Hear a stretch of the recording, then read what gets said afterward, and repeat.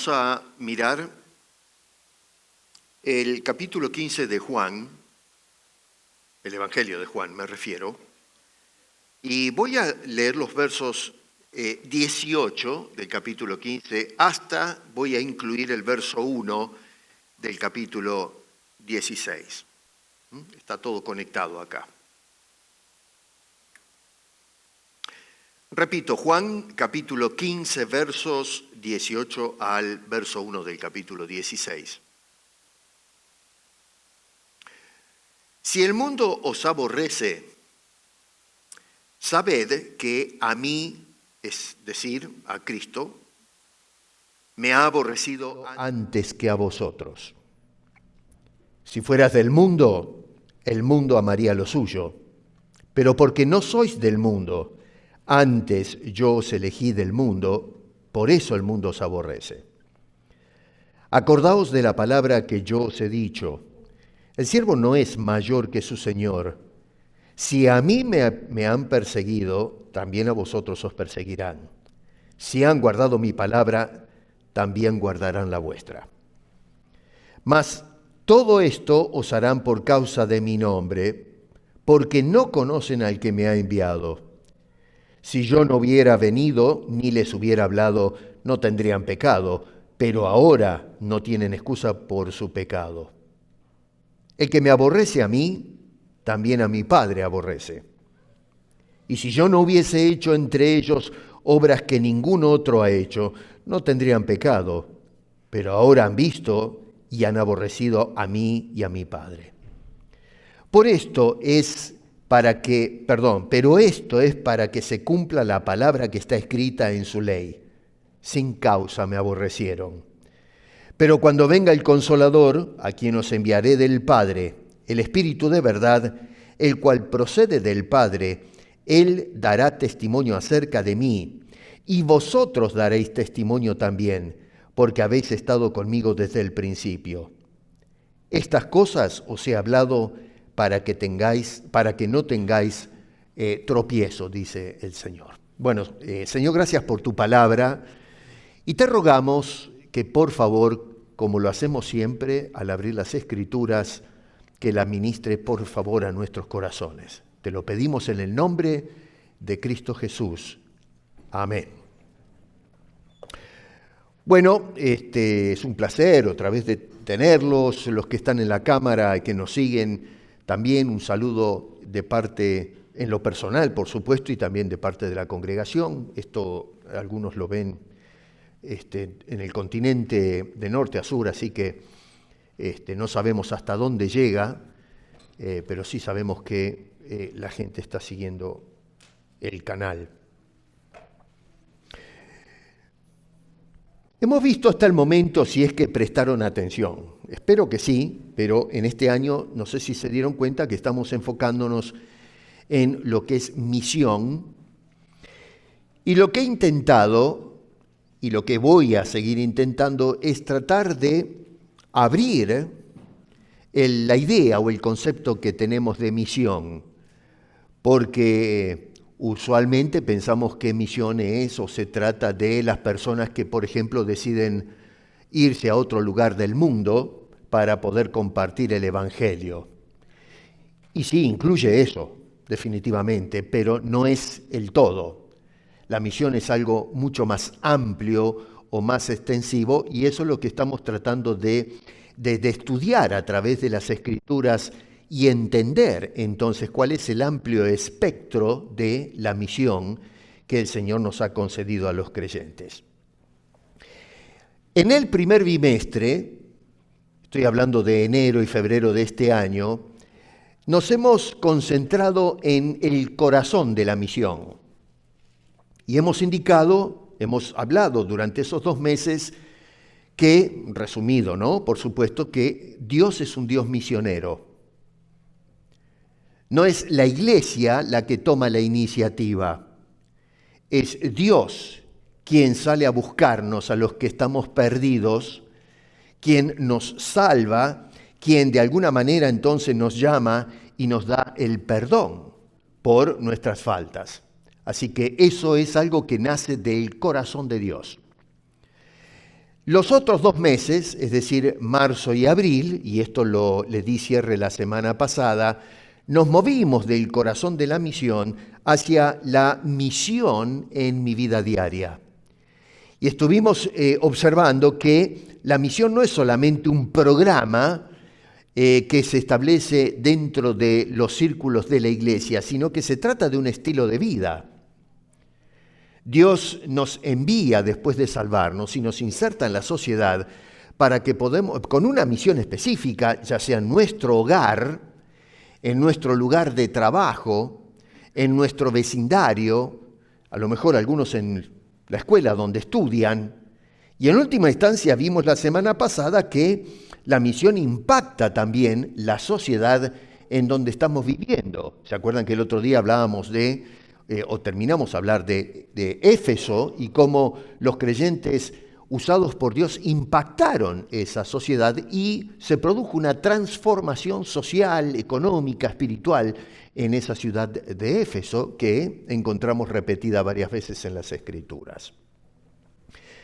Ahora resulta que cuando nosotros comenzamos a vivir de esa manera, en lo tocante al tema de la misión, comenzamos a descubrir algo que es inevitable. Y es que la misión, hermano querido, tiene un costo. Y esto es algo que a veces no llegamos a sopesar, no llegamos a entender en la actualidad, justamente porque tenemos conceptos equivocados o conceptos a veces restringidos de lo que es la misión. Así que seguir a Cristo en serio, y digo, esto lo pongo en forma enfática, en serio, porque hay personas que son seguidores de Cristo, pero que no lo hacen en serio. Si nosotros miramos los relatos bíblicos, muchas multitudes seguían en pos de Jesucristo, pero cuando realmente tuvieron que dar el paso adelante para, en fin, alinearse con el Señor y asumir los costos, ni siquiera los discípulos estaban alrededor de Él. Así que no es cosa fácil el asunto. Así que a eso me refiero con cristianos en serio. Cuando nosotros hacemos eso, muchas veces produce desánimo, produce desafío. Seguir a Cristo en serio a veces produce cansancio, produce incomodidad, demanda una vida de renuncia y muchas veces el perder las fuerzas, que se nos agote el oxígeno. Es sacrificial el seguir al Señor Jesucristo con fidelidad. Y es por eso que entonces en este nuevo bimestre, hoy comienzo esta serie, para que nos enfoquemos en cuál es el real costo de la misión, qué es lo que demanda ser realmente un testigo de Jesucristo. Y no para desanimarnos, sino para prepararnos, porque una iglesia que está preparada es una iglesia que no se sorprende. Y una iglesia que no está sorprendida es una iglesia que puede hacer bien el trabajo de misión en este mundo donde el Señor, y especialmente en el caso nuestro, en la sociedad donde el Señor nos ha insertado, que envuelve nuestra familia, nuestro hogar, nuestros vecinos y todo lo demás, si abrimos el abanico entonces, en cuanto a este tema.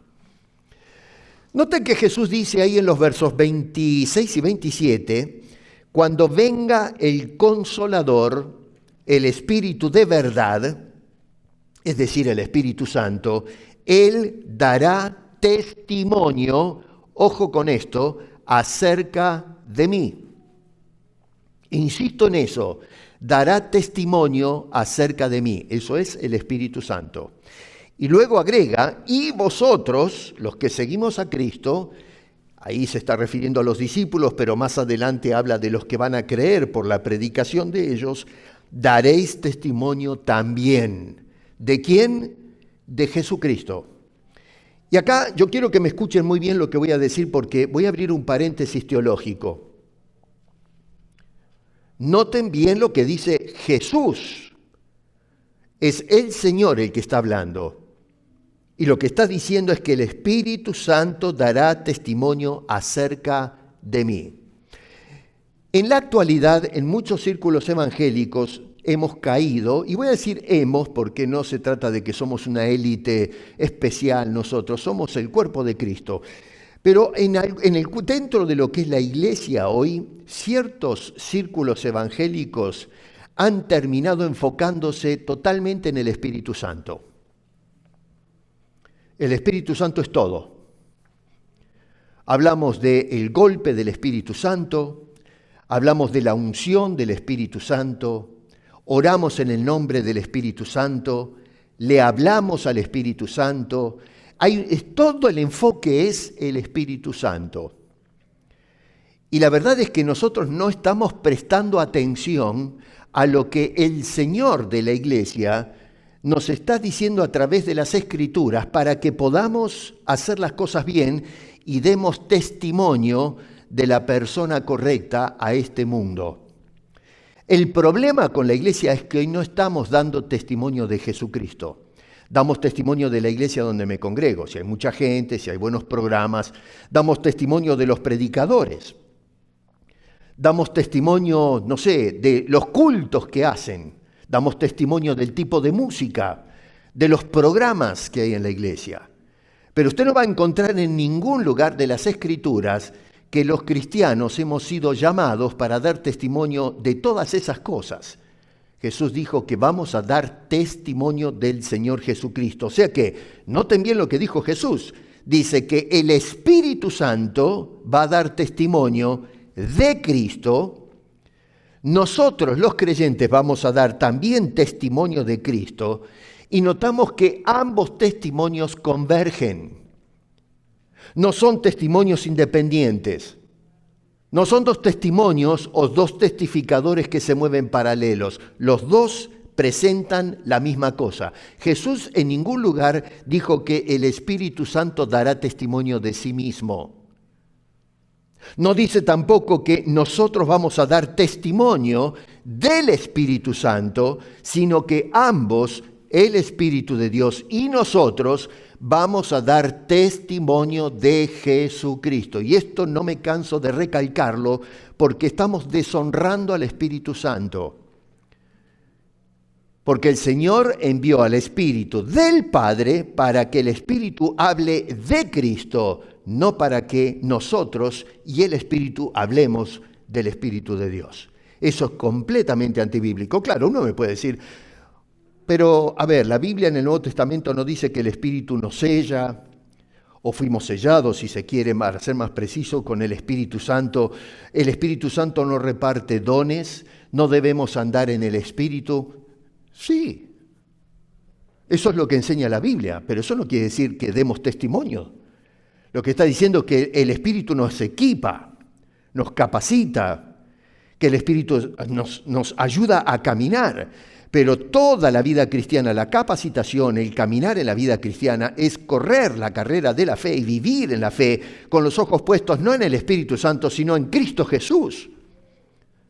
Jamás nos dice la Biblia que la atención debe estar puesta en el Espíritu de Dios. No, es el Espíritu que nos fue dado, que nos lleva, nos impele a poner la vista en Cristo Jesús, no en el Espíritu.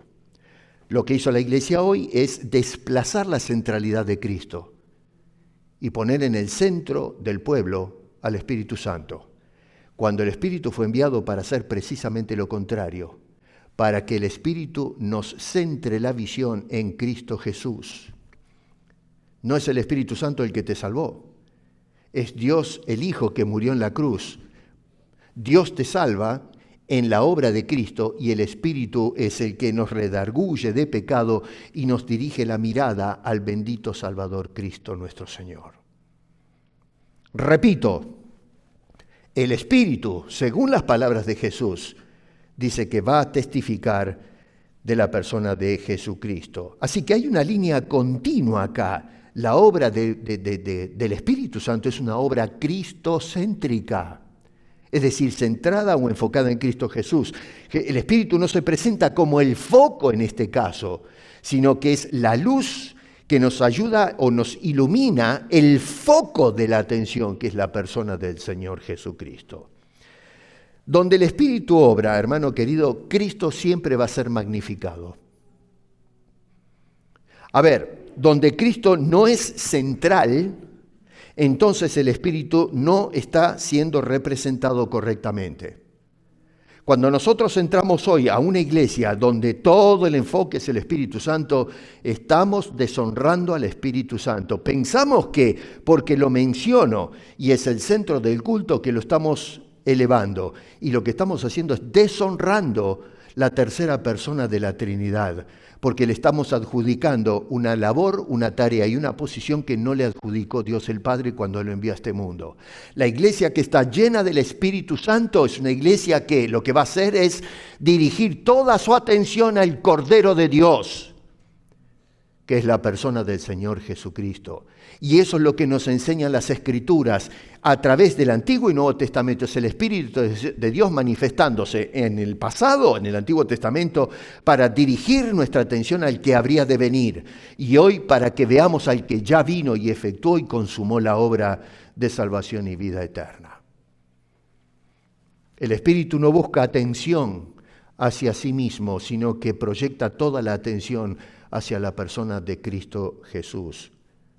El Espíritu Santo no viene a producir espectáculos, a hacer que la gente sienta cosas extrañas o experiencias místicas, sino a fortalecer un testimonio cristológico frente a la oposición del mundo caído.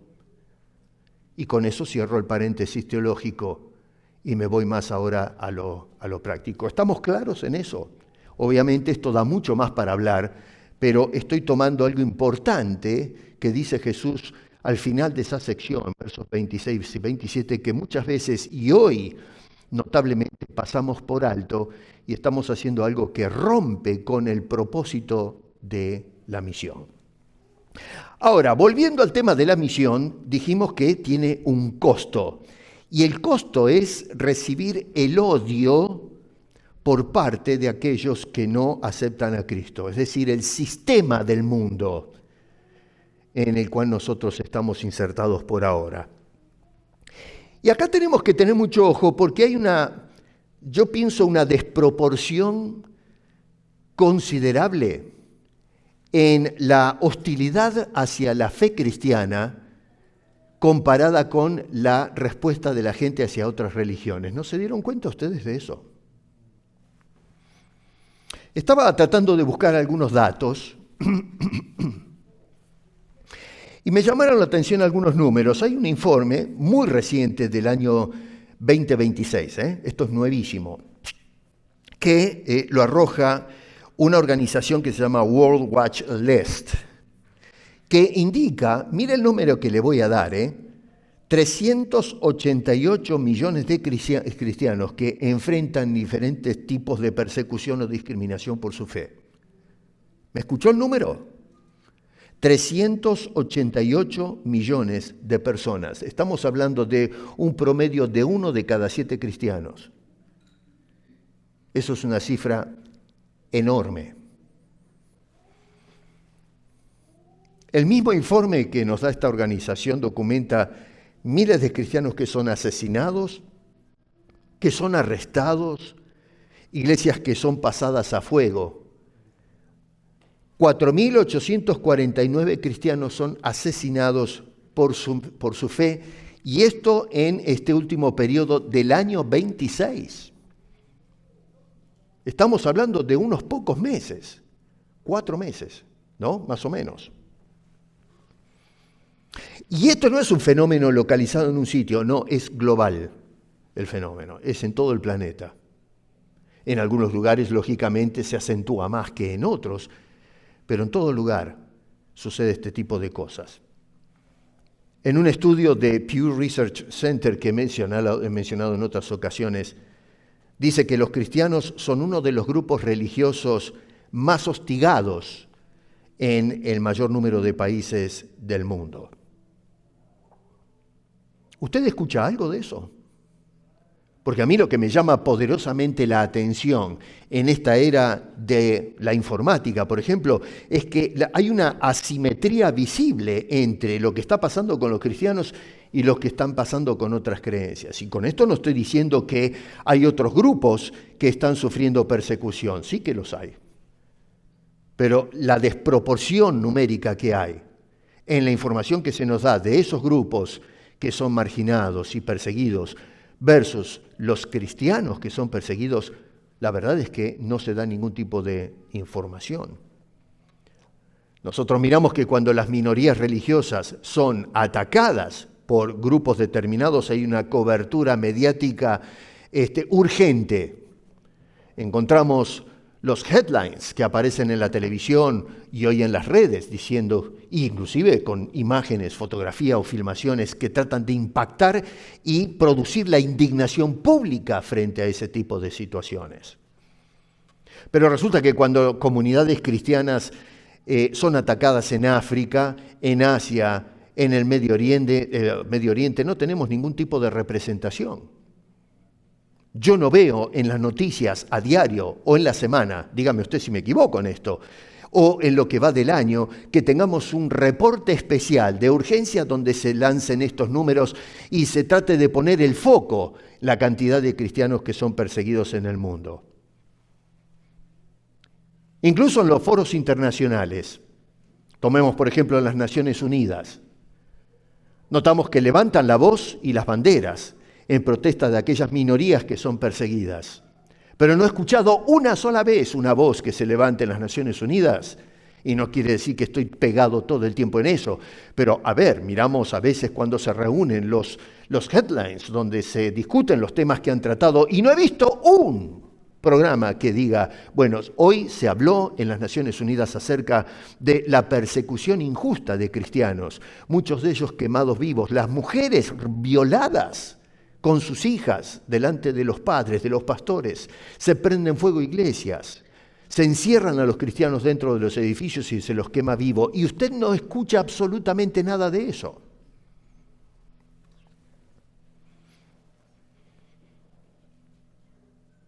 Actualmente en el vocabulario popular se habla de mucho del discurso de odio. ¿Están familiarizados con ese tema? ¿O con esa expresión? Y se refiere a toda idea o toda forma de pensamiento que se opone a la postura de alguna persona que tiene una vista diferente a la del otro. Los grupos que hoy se consideran de izquierda, y muchos lo titulan o lo caratulan como progresismo, de progresismo no tiene nada, francamente, no sé a qué llamamos hoy progresismo. Hoy hemos agarrado y utilizamos o nos apropiamos de términos para justificar ideologías políticas, pero que cuando observamos los resultados nos damos cuenta que no hay ningún progreso. No sé a qué nos referimos hoy con progresismo.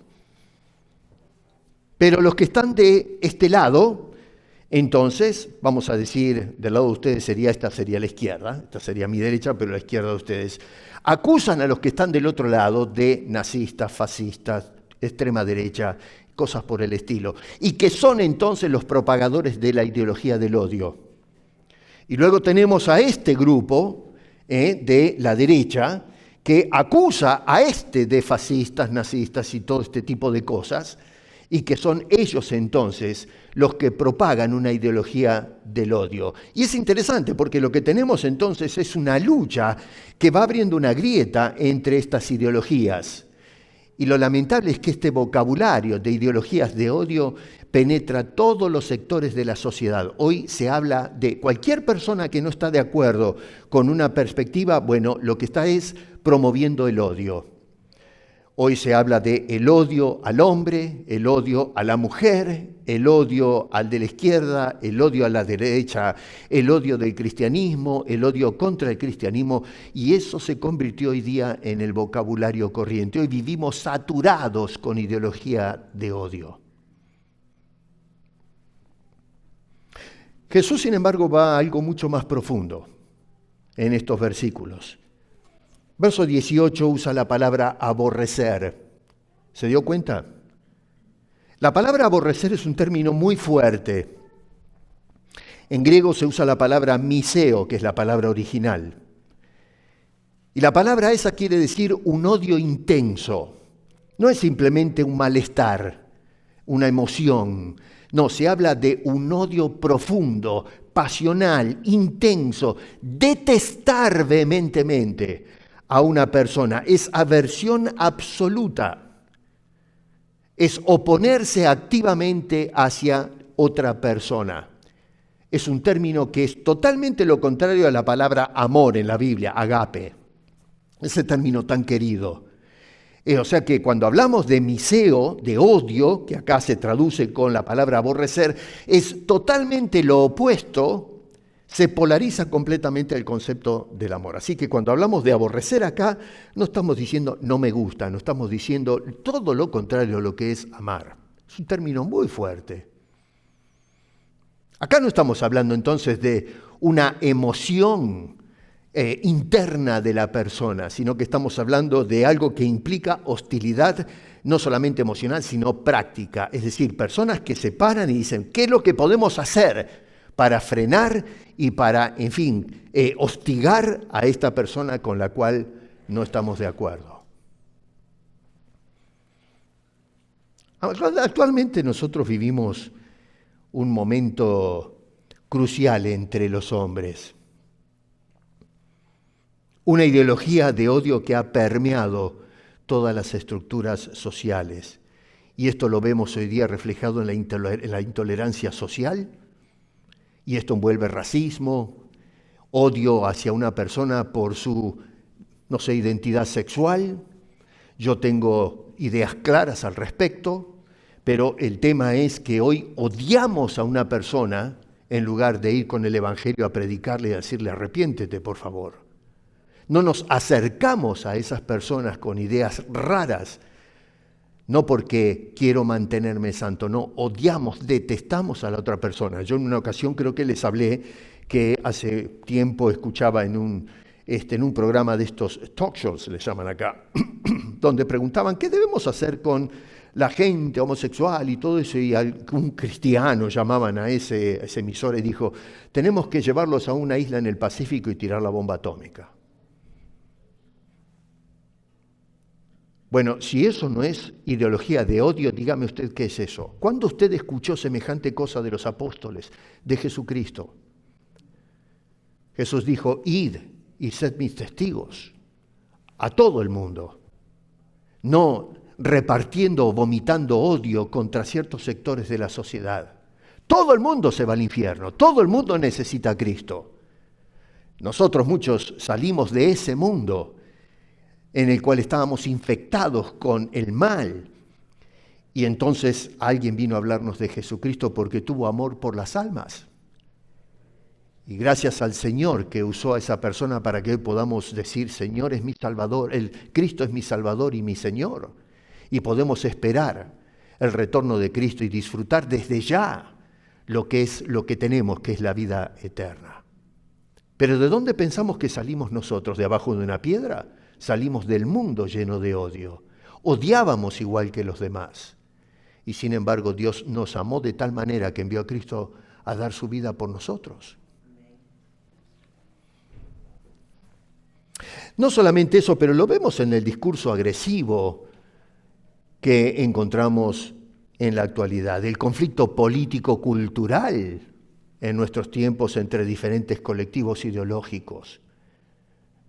La ideología del odio permeó el mundo en que nosotros vivimos. Y sin embargo, el problema que nos advierte Jesús, y esto es lo que me llama la atención, va mucho más lejos, es mucho más profundo que la problemática social y cultural que encaramos nosotros prácticamente a diario en este mundo. Y el problema es de orden espiritual, es un problema moral del mundo contra Dios y su Cristo. Jesús está hablando de una hostilidad de parte del sistema del mundo contra Él, contra el Padre y luego contra aquellos que se alinean con el Cristo Salvador, con el Señor. No es simplemente odio hacia Cristo, es odio hacia todo lo que es Dios. Cristo, el Padre, el Espíritu, la Iglesia, los creyentes. Juan 3:20, y estas son palabras que captó el evangelista, dice, todo aquel que hace lo malo aborrece la luz. Y esa palabra aborrece es exactamente la misma que utiliza ahora Jesús en este último sermón, vamos a decir, que le da a los discípulos antes de ser entregado. Ahora, la pregunta que nos desconcierta es ¿por qué? ¿De dónde sale este odio?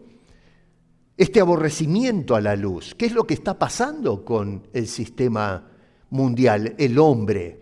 Bueno, el problema es que Por lo pronto Cristo expone el pecado y eso genera odio en la gente. No quieren que le digan que estamos en pecado. Segundo, Cristo reclama absoluta autoridad.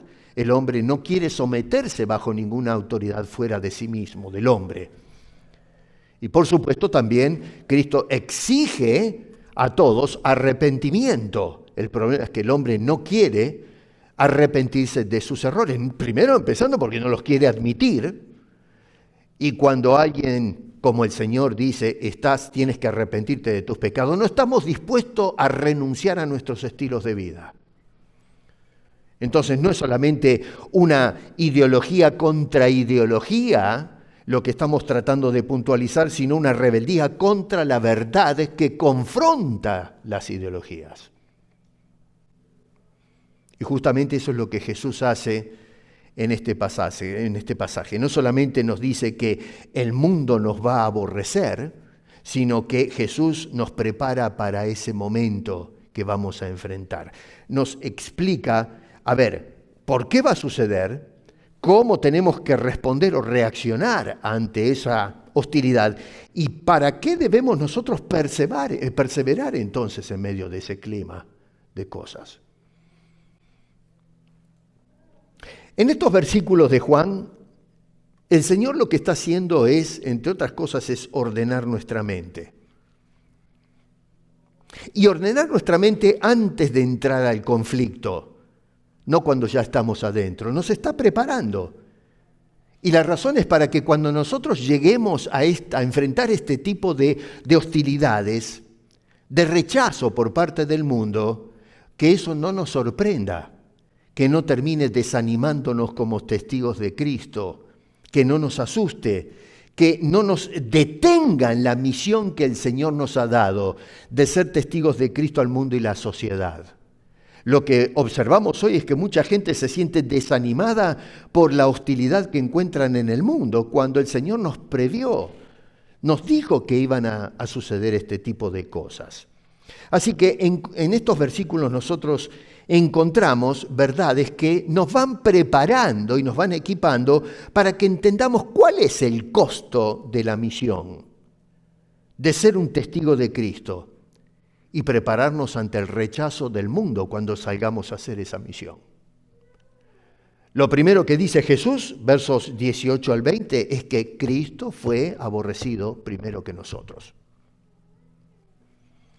Y luego si ustedes se van al verso 23 y 24, noten que dice que no solo Cristo, sino el Padre también ha sido aborrecido por el mundo. Nosotros cuando analizamos un poco las cosas nos damos cuenta de que no hay ninguna razón lógica, racional o consecuente para odiar a Cristo. Usé un poco la inteligencia artificial acá porque es un trabajo colosal, ¿no? Que me dé una lista, y se la voy a leer más o menos. Pensé que a lo mejor la iban a poder poner ahí adelante, pero una lista de cosas que hizo Jesús, que hizo el Padre y que hacen el Padre y el Hijo providencialmente. Escuche esto. Jesús sanó enfermos, ¿estamos de acuerdo? La Biblia lo dice así, sanó enfermos, cojos, ciegos, mudos, qué sé yo, leprosos. Jesús dio vista a los ciegos de nacimiento, no solamente los que por ahí tuvieron algún problema, pero gente que nació ciega, dígame usted, les devolvió la vista. Liberó endemoniados, personas que tenían entes. Imagínese usted una persona que tiene metido adentro, no un virus, sino entidades con personalidad, con voluntad, y que lo que hacían era someter y esclavizar a alguien. No tenían ningún control. Y Jesús lo que hizo es limpiar a esa gente de estos invasores. Resucitó muertos. Tenemos a Lázaro, la hija de Lázaro, la hija de la viuda. Alimentó a las multitudes. El otro día estaba mirando un programa de televisión que evocaba, ¿no es cierto?, cuando Jesús multiplicó los panes y los peces, y eso me desconcertó. Digo, pero a ver, una canasta donde hay dos peces y 7 panes. ¿Cómo hizo Jesús para que esos peces comiencen a duplicarse, a clonar los peces? Y ojo, no eran crudos, estaban para comerse. Y los panes, lo mismo, no era la harina y dijo, bueno, pónganse a cocinar. No, salió los panes listos para comer, horneados, para que la gente se alimente. Dice que se alimentaron, pero una cantidad de personas tremenda. Nos dan el número de los hombres, sin contar las mujeres y los niños y qué sé yo. Una cosa impresionante. Yo decía, pero a ver, ¿cómo puede ser que se altere el orden de la física? Imagínense lo que es que aparezca de 7 panes una qué sé yo cuántas panaderías. Pero eso es lo que me dice el relato bíblico, y alimentó a toda la gente. ¿Tenía que alimentar a la gente? No, pero lo hizo. Calmó la tormenta y protegió a sus discípulos, consoló a los afligidos, a los marginados, acuérdense de los leprosos que eran considerados lacra, vomitados por la sociedad, no podían acercarse a lo que es la vida urbana. Consoló a los afligidos, perdonó a los pecadores. Acuérdense que las adúlteras, los publicanos, era gente odiada con todas las fuerzas. Y sin embargo Jesús los recibió a todos ellos. Lo que hizo fue acercarse a los rechazados sociales. Otra vez podemos meter a las rameras, a los leprosos y toda esa gente que nadie quería juntarse a ellos. Se los consideraba malditos. Enseñó misericordia, enseñó amor al enemigo inclusive. Perdonar a las personas que ofenden, denunció la hipocresía religiosa, fue bastante severo y consecuente con esto, lavó los pies de los discípulos, dio su vida voluntariamente por todos, dio su vida por ti y por mí. No hay violencia en estos datos, no hay abuso, no hay explotación, lo único que vemos es misericordia, es compasión, es verdad, el amor de Dios. ¿Qué es lo que hace el Padre continuamente? Otra vez, una lista. Jesús mismo nos dice, en líneas generales, y esto es reducido, hay mucho más que podríamos enlistar, pero a ver, hace salir el sol sobre buenos y malos, envía la lluvia sobre los justos y los injustos. Usted no ve que, en fin, nosotros sembramos ahí una planta y oramos y ora arriba de la maceta, ¿no? O en mi campo. No, vemos algunos delincuentes, estos señores de la droga, ustedes ven que ellos tienen sus campos de cultivo y llueve también. Uno podría decir, pero ¿por qué no le cierra la llave y que se seque todo eso? Hace llover sobre justos e injustos, da vida a todas las personas. Sustenta la creación. Si no sustentara la creación, morimos todos indefectiblemente. Provee el alimento a los hombres y a los animales, mantiene el orden cósmico, este universo, qué sé yo, esta maraña de piedras que están flotando en el espacio sideral, están moviéndose en un orden que hoy los astrofísicos dicen, bueno, se maravillan ante la relojería cósmica, y la Biblia nos dice que es Dios el que sostiene todas esas cosas.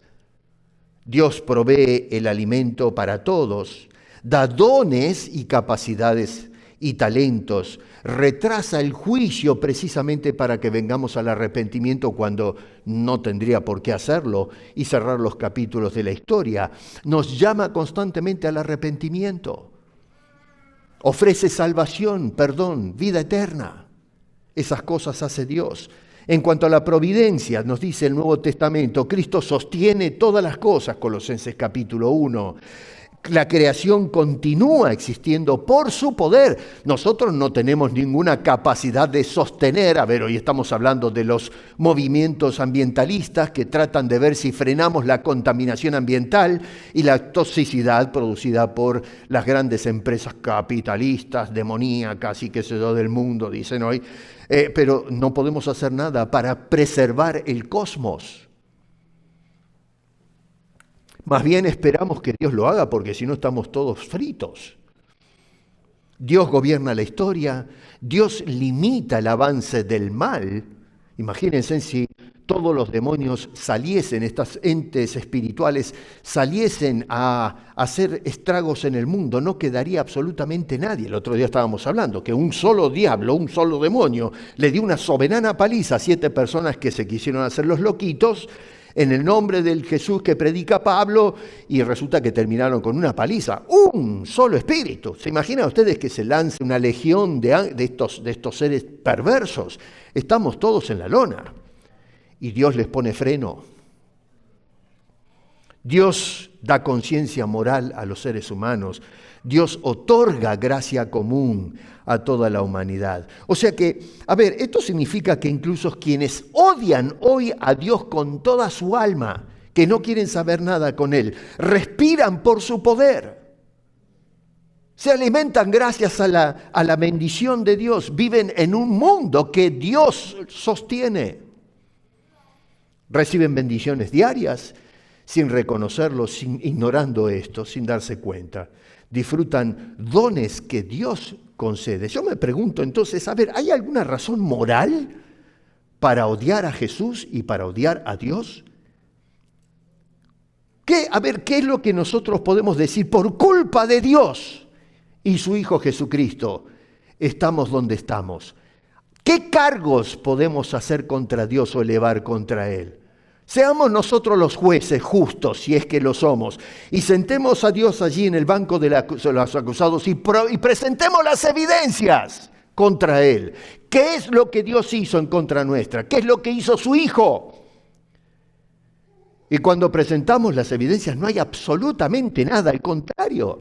No podemos juzgarlo por sus obras, no podemos juzgarlo por su carácter, no podemos juzgarlo por el trato con la humanidad. Y yo me pregunto, ¿por qué sentimos tanto odio por Dios y por su Cristo?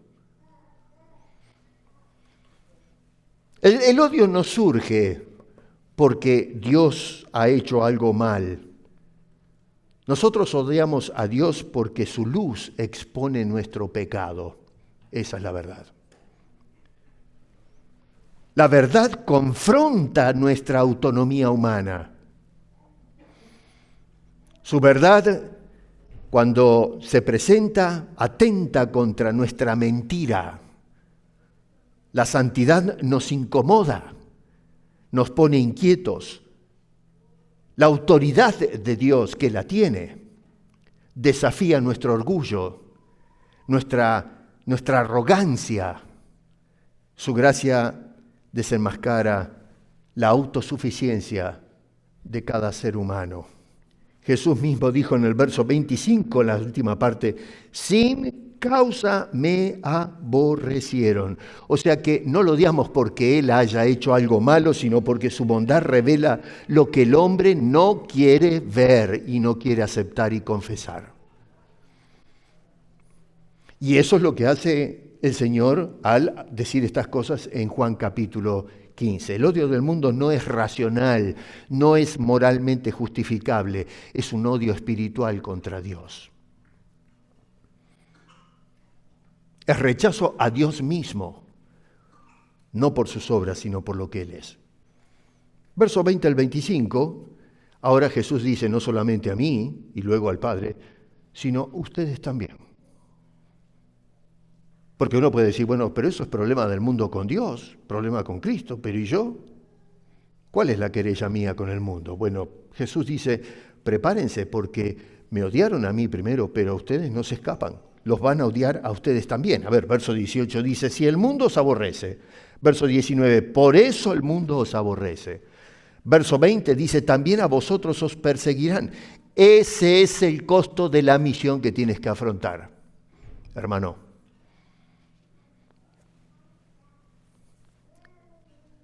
No van a premiar tus buenas obras.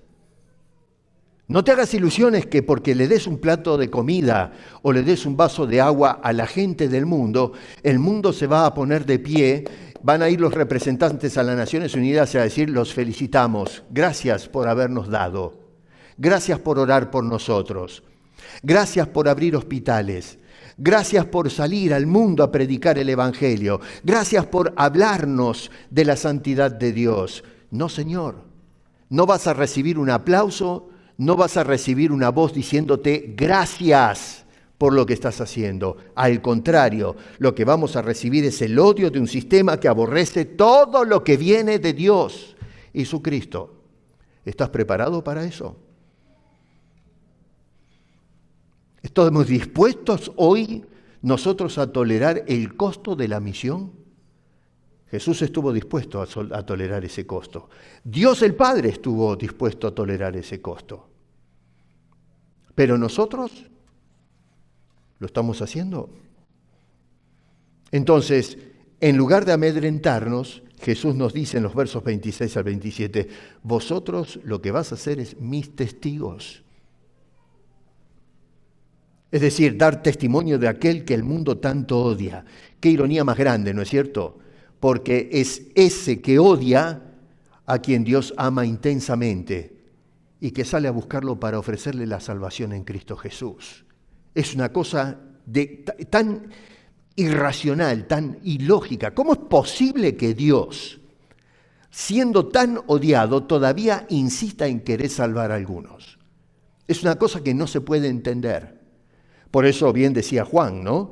De tal manera amó Dios al mundo, tratando de indicar la magnitud de ese amor, de esa gracia que desborda. El apóstol Pablo enfoca el asunto desde el punto no del amor, sino de la gracia. Más o menos apunta a lo mismo, ¿no? El amor de Dios se refleja en su gracia.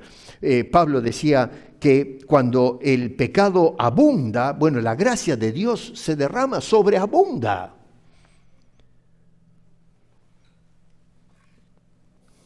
¿Por qué razón Jesús nos advierte esto? Ya al final de su carrera, antes de ir a la cruz.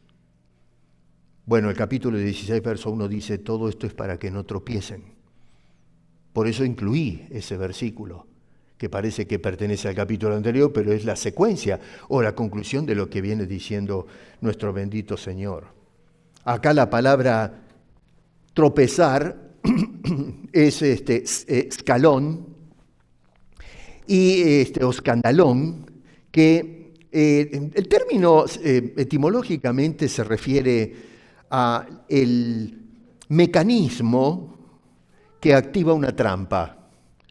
No sé si alguna vez usaron, en mi país se usaban las trampas para cazar ratones, que era una tablita, ¿no? Con un dispositivo, y hay un palito, digamos, que se coloca, y ahí ponen el quesito. Algunos ratones, yo no sé si usan inteligencia artificial, ¿no? Porque se llevan el queso y no pasa nada, ¿no? No sacan la lengua. Por ahí un día le dejan un cartel diciendo muchas gracias, ¿no? Pero bueno, el palito ese, cuando se pisa ese palito, activa la trampa. Bueno, eso es lo que en griego se llama escandalón. Y el Señor entonces nos está diciendo estas cosas para que no tropecemos, es decir, no pisemos el palito que activa la trampa, que nos agarra entonces y terminamos en la frustración. Lo digo esto para que cuando sucedan estas cosas no se desestabilicen. Eso es lo que está diciendo el Señor Jesucristo.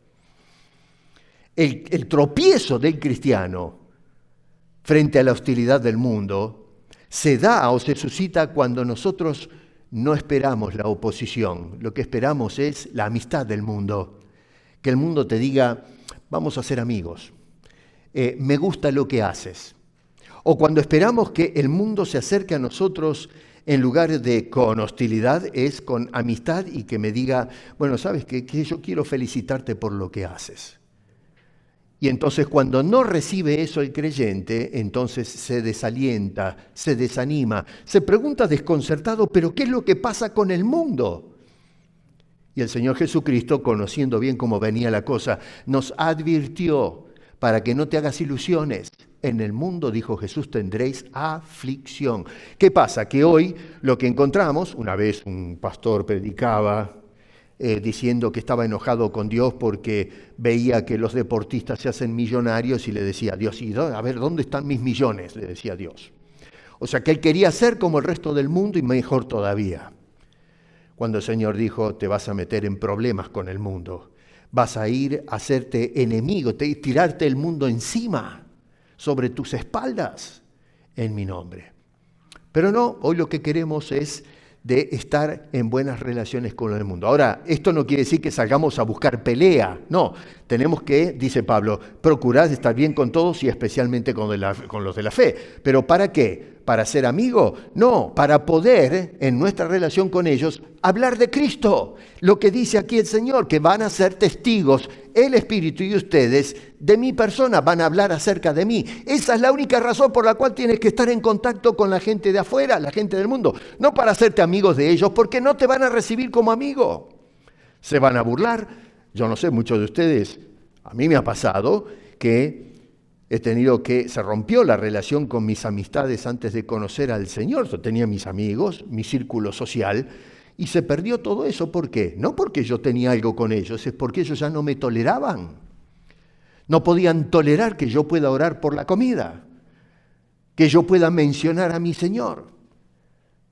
Me decían, acá no hables de religión. O sea que yo me tenía que fumar todas las porquerías de las que ellos hablaban, sin chistar.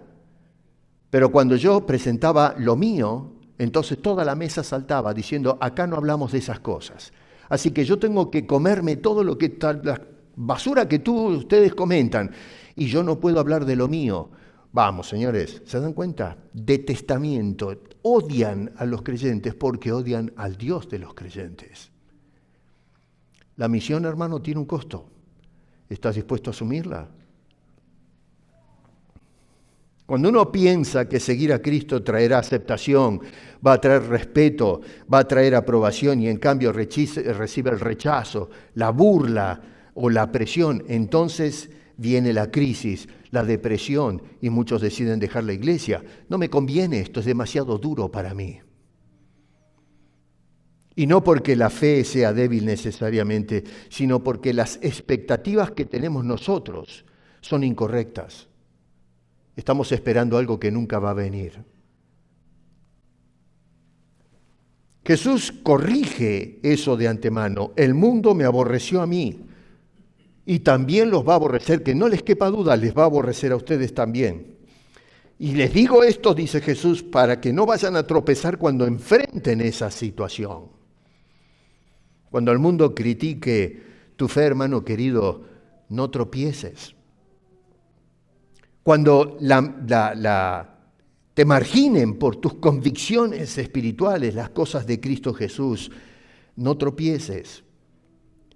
Cuando te llamen intolerante porque no incluyes en tus convicciones la locura ideológica que hay en el mundo, no tropieces.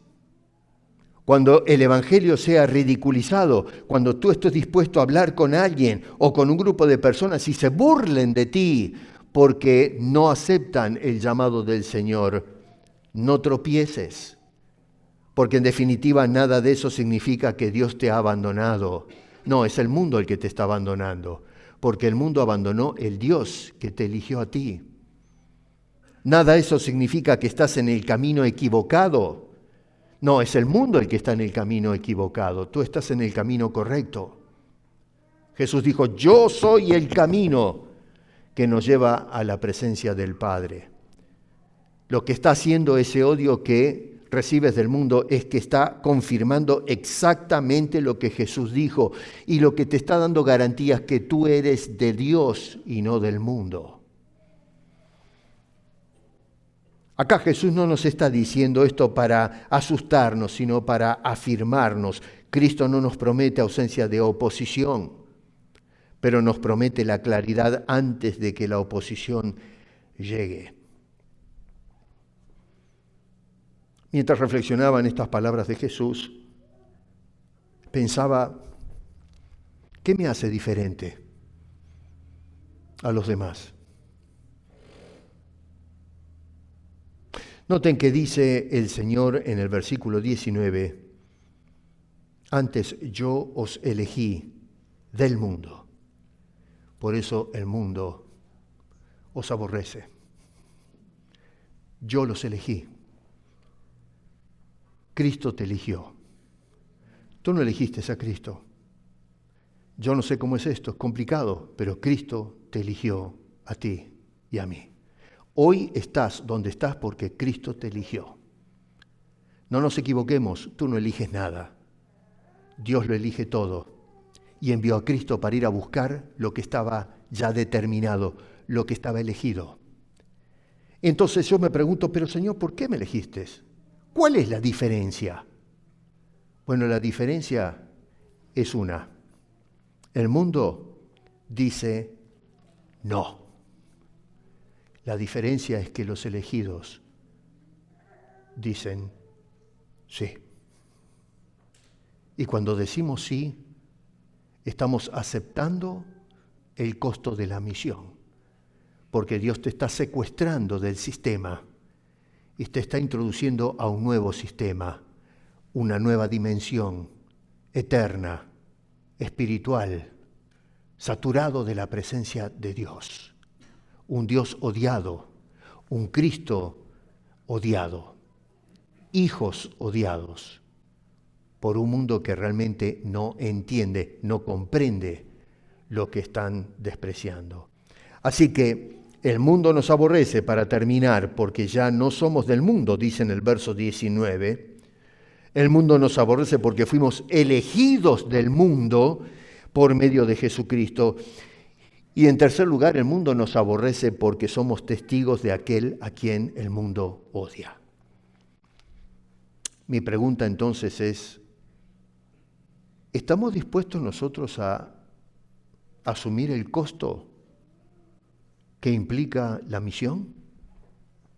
Y no es solamente esto que acabo de decir, vamos a ir viendo a través de este bimestre otras cosas que demandan nuestro sacrificio. El maestro de escuela dominical hoy nos hablaba de Romanos capítulo 12, donde decía, presentad vuestros cuerpos en sacrificio vivo, santo, agradable, que es vuestro culto racional. El problema hoy es que no queremos ofrecernos como un sacrificio a Dios. Hoy lo que hacemos es adorar irracionalmente, sin comprender lo que estamos haciendo y para qué nos ha escogido Dios. Y Dios te ha escogido para que lleves la carga de la misión, de ser un testigo de Cristo al mundo, junto con el Espíritu Santo, que apunta a la gloria de nuestro bendito Señor y Salvador, a quien tenemos que honrar mediante nuestras vidas y nuestro testimonio. Hermano, toma tu cruz y sigue al Señor. Acepta el costo, especialmente en estos últimos días, antes que Cristo venga. Estemos dispuestos a sufrir el oprobio, a salir con Cristo fuera de la ciudad, allá donde somos vituperados, donde somos marginados, pero que llevamos los dolores de Cristo en nuestros cuerpos, por una sociedad que aborrece todo lo que viene de Dios, no porque Dios haya hecho algo malo, hizo todo lo bueno, y sin embargo, lo único que despierta en el hombre es odio, repulsión, aversión. Y nosotros con honor deberíamos llevar el desprecio del mundo y la sociedad y dejar que un sentimiento de amor y pasión por la misión nos lleve a hablar de Cristo a ese mundo que tanto odia el único medio de salvación, perdón y vida eterna. Y si por casualidad tú no has aceptado a Cristo Jesús, deja de odiarlo, por favor. Dios te ama. Dios amó. Él ama, no está de acuerdo con a dónde fue a parar la creación, pero Él cuando creó todas las cosas dijo, es bueno en gran manera. El hombre arruinó todo, pero lo que Dios hizo es bueno en gran manera, y es por eso que no terminó con todo, sino que lo preserva, para poder sacar algo que le lleve gloria. Así que si no conoces a Cristo, por favor, ven a ese Dios bueno que hace todo bien. Dale tu vida, acepta su perdón.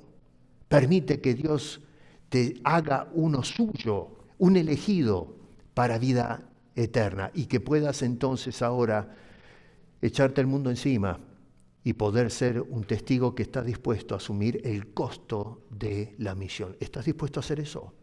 Dios quiera que todos los cristianos que estamos aquí, otra vez insisto, estemos dispuestos a aceptar el costo alto que tiene la misión de ser un testigo de Cristo con el Espíritu Santo.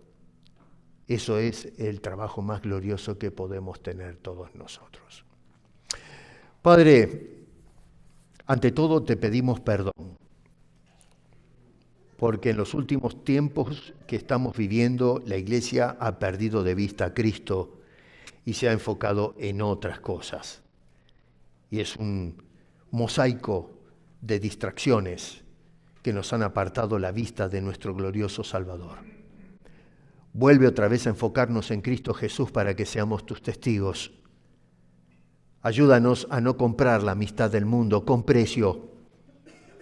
No, Señor, ayúdanos a asumir el costo de lo que es ser un seguidor de Cristo. Y que si somos aborrecidos, Señor, que recordemos que tú fuiste aborrecido primero y el Padre también, que estamos desalineados con el mundo y alineados contigo.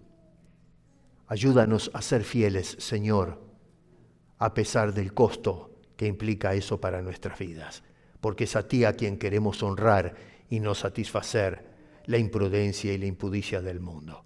Ayúdanos, por favor, ayúdanos para que no tropecemos en este derrotero de misión en el mundo, porque te lo pedimos con acción de gracias y con súplicas en el nombre de Cristo Jesús.